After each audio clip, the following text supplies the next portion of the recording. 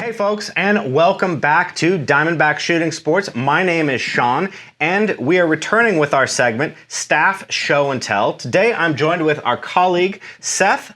He's one of our very cool employees here because he has a special function at this shop that we don't see a lot of. And Seth, you not only work here kind of around doing everything retail-wise and in the back end, but you also do our 3D printing, correct? I have too many hands in pies. Too many hands in pies. But you know, idle hands are what, right? Idle hands. That being said, you brought us something really cool today. You have your personal built and painted AR-15, and I would just love for you to walk us through what is it? How'd you put it together? What makes it tick, and what do you love about it? My favorite part about it is the fact that it is rattle canned, unlike other people's HKs. My next favorite part is just the A5 system. I was pretty skeptical about it when I first did it, but I absolutely love it. It's pretty bare bones. It's a 14.5 pin and weld with a standard 5.56 Canon and EOTech. It's like vanilla ice cream of guns. Except for the cool thing is I don't have an adjustable gas block. My gun is probably severely overgassed. When I shoot it at comps, it kind of chokes me out sometimes. But with it being overgassed, it will run through any condition at any form of issue. Nice. And just chuff through any type of ammo you throw at it, no issues. Yep, I throw steel case through it all the time. Well, okay, let's talk about bolt carrier group, the guts inside the firearm. What's your fire control group? What's inside this that we don't see right now? Well, the things that you don't see is obviously the A5. It's going to be a rifle length spring with a fancy, I think it's a little heavier than an A3 buffer. Works great, slams the bolt home harder. The bolt is a micro-best hard chrome BCG. If you look at it, it's actually pitch black, but it's supposed to be silver. Big companies make it. They make them for Sons of Liberty Gunworks. They make it for Griffin Armament, and I think they make it for one more. Don't quote me on that. I just know that Sons of Liberty uses them. Next is a standard mil-spec fire group. I used to have a LaRue one. They were nice. I sold it to a buddy for real cheap. Otherwise, I just shoot mil-spec because if you can't shoot mil-spec, then you probably shouldn't be shooting. On the inside, 14.5 button rifled Sons of Liberty. Main reason is I got it for a very cheap price, and that's the big reason. Otherwise, the muzzle brake is the easy comp from, or not the easy comp, I forgot. Whatever the taper mount is on the end of the rifle. Now, talk about the can. What do we got here in this can, and why'd you choose it? Frontal Rifle Systems, their 5.56 Inconel can, super nuts. I was shooting with a couple of my buddies. Nick and I were standing about 2 car widths away from somebody else, and we didn't have our ear pro on. We were just talking. He just comes up out of nowhere and starts dumping rounds, and it wasn't unpleasant. So I dropped every can that I had for that one. Excellent. So we're moving back here. Surefire flashlight, of course. What's the make and model on this? It's a Scout Pro Turbo. Scout Pro Turbo. Any cons to this? I mean, I see you have it rigged up here with a pressure switch.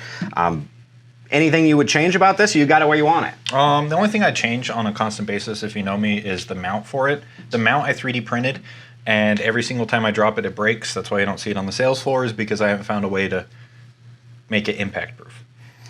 I want to touch on the 3D printing aspect now, Seth. So I see you're running, you have your front grip, you have your rear pistol grip, of course. You had mentioned in a previous conversation that you felt that this as a stock component from, who made this again? Geisley. Geisley was a little spendy. Are these types of things something that you can make or do make and are available downstairs? Pistol grips, I can make them, I just don't have them. The only things I technically have on file are things that are sold on the shelf already, like Kung Fu grips. I do have vertical grips. I mostly make hand stops. I do have some special CACs that I just recently made. I call them super stubs. I made them for M-Lock, specifically for a URX rail and SIG. But I also have a pick and a pick version of each CAC broomstick. I just have a super stub that looks kind of cool. But you are kind of on a weekly basis expanding the files that you have, exploring new products to bring out, or of your own contrivance to make available to the consumer on the sales floor. Yeah, if you take a peek into the back and you see me on my laptop, I'm probably not browsing YouTube. I'm probably just making something up in He's CAD. totally on YouTube, but we'll go verify For that in a CAD. different segment. Don't go down. Just kidding. So, moving along back, tell me about your choice of optic here. What do we got going on? As per everything else on this gun, I got the EOTech for a pretty good price, so that's why it's on there. I try to make this my bougie gun. This is the only AR I own. I have a 3D printed kill flash that I made myself. I just realized it's cracked up here on top, so I have to go make a new one. Otherwise, it's an EXPS something. It doesn't have a night vision button, so I'm EXPS. I don't know. They have too many different numbers. And then our magnifier, what do we got here? Basic Vortex. I don't know. I liked it, but then somebody brought up the eye relief the other day, or today, and now I'm second guessing it. We'll probably end up moving to a Hollow Sun or the EOTech 3 times. But 3 times magnifier works great. Sits over my rear sight, so I can still use it. Fantastic. And as pointing at your rear sight, I see we have the Magpul M-Bus system on here, which is kind of an industry standard. A lot of manufacturers are shipping their guns with these on them now, are they not? Yeah, they probably don't have much long of a life on my gun anymore. I just recently got my hands on a BVS-14. And forewarning, if you buy night vision, you ruin all your guns, because then you take a lot of features away from your gun and you make it heavy and unusable in certain situations. There you go. Take us through the charging handle. We are ambidextrous, but what is it? It's a pseudo ambi, so the right side doesn't do anything. It doesn't open the latch, it just unlocks it. So it doesn't open, you can just pull it open. But it's the Griffin Snatch. Nice. So, the last kind of thing I want to pick your brain about here is the paint job. Everybody does a different style of paint job. What kind of jumps out to me about yours is you have this more yellowish tan combined with an olive and almost a rust red. Now, was this a paint kit set you procured somewhere? Was this from Ace Hardware? What's the paint on there? I think you can find it at Cal Ranch. It's the Hunter Blind Special Bundle. It comes with the tan UC, the OD, the brown, and a black. Obviously, I don't have black on here because I already have enough black that needs to not be black. Yeah, works great. You spray paint, chunks of cardboard, and you get this kind of design. And it looks great. It looks very organic. It looks unique. The patina that's on it, and I have to personally say that when the paint starts to chip, the paint starts to get dirty, it really does tie in that this is a used tool, and it just adds to the overall character and charm of the gun that you've brought. You can thank our editor for that, because he makes me fall down the mountain at least once a week. Well, there you go. I mean, there's always an opportunity outdoors to mess up your guns.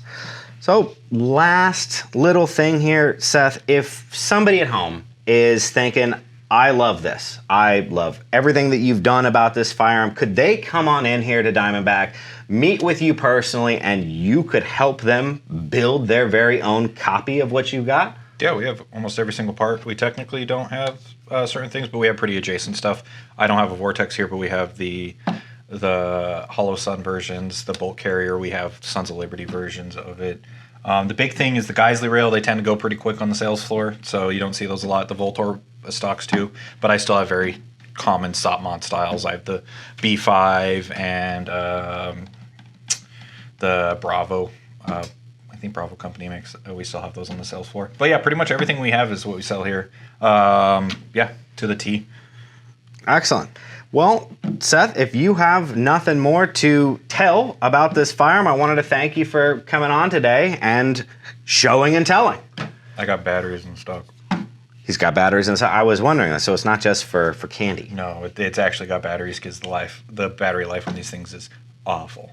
Well, a man who prepares. Seth, thank you so much, man. And we're going to have more exciting content with Seth when we get to our Man and Machine section, where he's going to be walking us through some of the cool 3D printing projects he's doing here at Diamondback.